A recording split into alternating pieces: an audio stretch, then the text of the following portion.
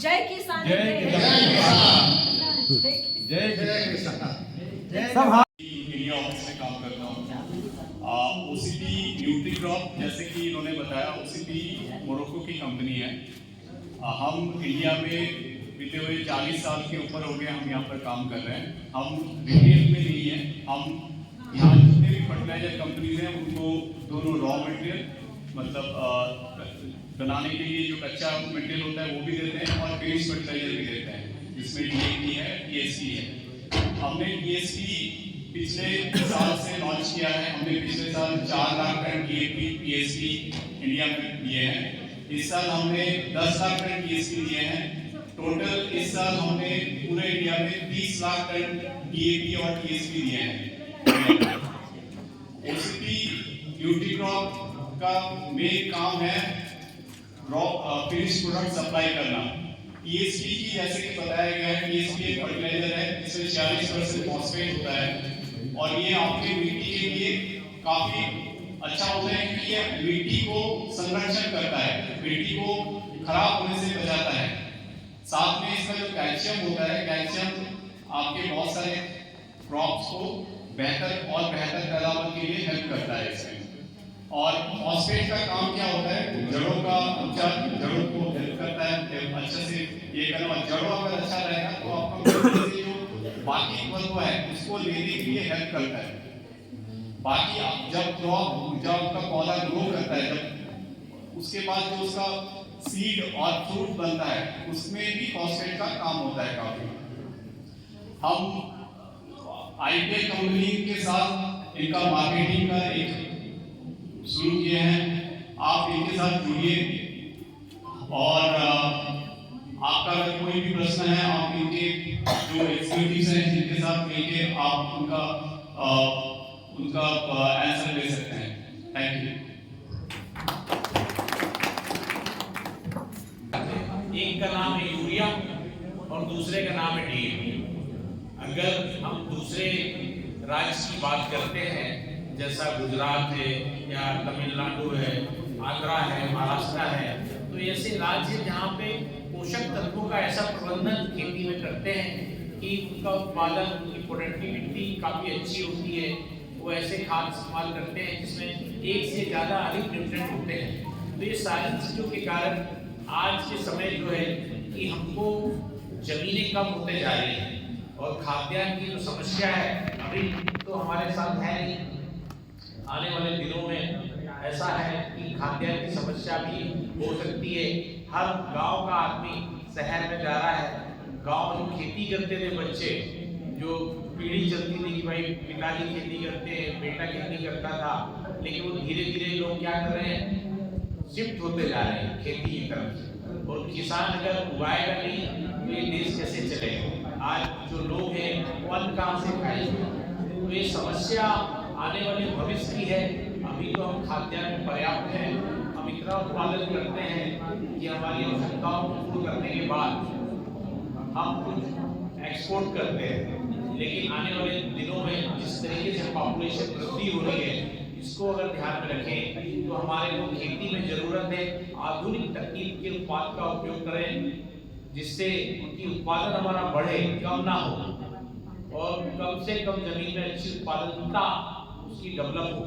इसी के तहत ये कार्यक्रम हम कर रहे हैं, जगह जगह कर रहे हैं। स्पेशली ये जो टीम ओसीपी की थी, हमने इनके 2 प्रोजेक्ट यहाँ 2 जिले में किए थे। एक का नाम है राजगढ़ और दूसरा मुरैना।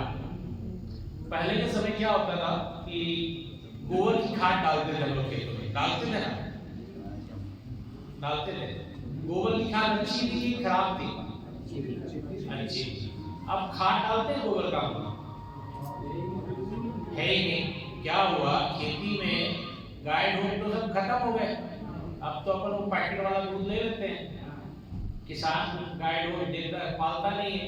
जॉन डीयर का ट्रैक्टर आ गया है ना, ट्रैक्टर से बखरा जाती जमीन, तो खेत तो जानवर की जरूरत है नहीं। ज्यादा से ज्यादा एक गाय पाल लेते हैं दूध के लिए, तो थोड़ा बहुत चाय पानी की व्यवस्था हो जाती है। पहले आज भी डीडी साहब यहाँ बैठे हैं, वैज्ञानिक रिकमेंडेशन क्या है, वैज्ञानिक क्या बोलते हैं, प्रति फसल काटने के बाद 8 से 10 कुंटल या टन गोबर की खाद अपने को खेत में मिलानी है, और ऐसा नहीं हो रहा है। हम केमिकल के द्वारा जो खेती चल रही है उस पर निर्भर हो गए। पहले के समय आप देखेंगे इतने कीट पतंगे भी नहीं आते थे, उत्पादन भी ठीक होता था। खाद के साथ हमने वो खाद भर देना शुरू किया और बाकी चीजें बंद कर दी, क्योंकि अब जानवर बचे नहीं। पहले के समय जब जुताई हम करते थे तो एक बड़ा गहरा ऑब्जर्वेशन है कि 2 बैल और एक बक्खर से जुताई हो जाती है ना। अब क्या हो रहा है, जॉन डियर का ट्रैक्टर है, उसके ऊपर 200 कुंटल का वजन लादते हैं, तब जाके गहरी जुताई होती है। सच है कि झूठ है? सही है। माने जमीन भुरभुरी होती तो ज्यादा हमारा उत्पादकता रहती। जमीन क्या होगी, टाइट होगी, कड़ी होते जा रही है जमीन। कड़ी होने का मतलब है कि हम गोबर की खाद उसमें डालते हैं या जैविक पदार्थों का हम लोग उसमें करें। पहले के समय किसान हरी खाद ढेंचा सनई खेत में लगाता था और उसको पलट देता था। अब उससे बड़ी अभी फलारी, क्या बोलते हैं उसको, जिसको जलाते हैं, फलारी क्या, पराली नहीं, पराली जो आंगा और नरवाई बोलते हैं। नरवाई आप लोग चला रहे हैं। नरवाई पहले क्या होता था, नरवाई जलाते नहीं थे, उसको गहरी जुताई करके पलट देते थे, तो नरवाई अपने खेत में सड़ जाती थी। एक और ऑब्जर्वेशन आप देखेंगे, आपने अनुभव किया होगा कि पहले के समय जब बारिश होती थी ना तो केचुए निकलते थे खेतों से, रोड पे आ जाते थे। अब निकलते हैं? नहीं निकलता। केचुआ हमारे लिए अच्छा है, खराब था? अच्छा, मगर अब नहीं निकलता। वो केचुआ कहाँ चला गया? अब वो केचुआ ने कहाँ से निकलता है? अब घर का कूड़ा करकट फेंकते ना जहाँ, वहां वो केचुआ निकलता है, क्योंकि उसको खाने को मिलता है। इधर तो कुछ छोड़ा नहीं। केचुआ क्या खाता था? डंठल भी को खाता था और उससे एक अच्छी खाद बनाता था।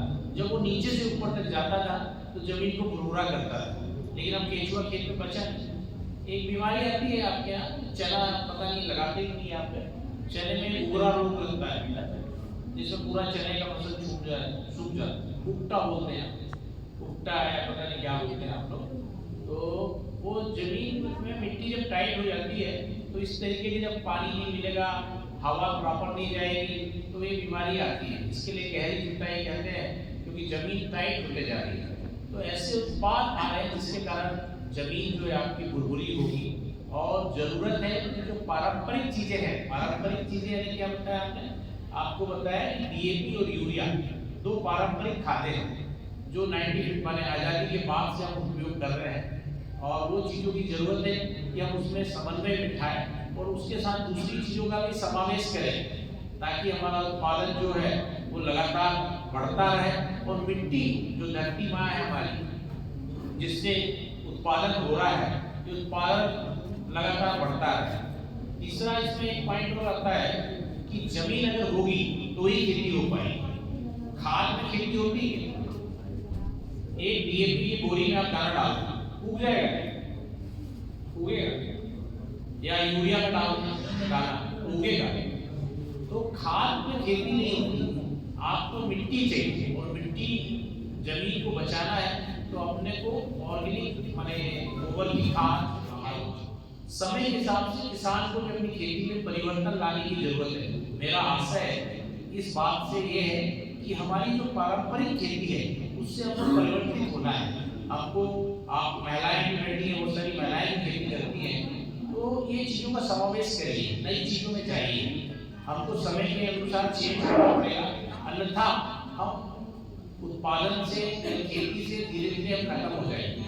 तो हमारा ये आशा है, इन चीजों के साथ अगर हमारी बात आपको अच्छी लगी या कोई गलती तो माफ करिए। धन्यवाद, थैंक यू सो मच।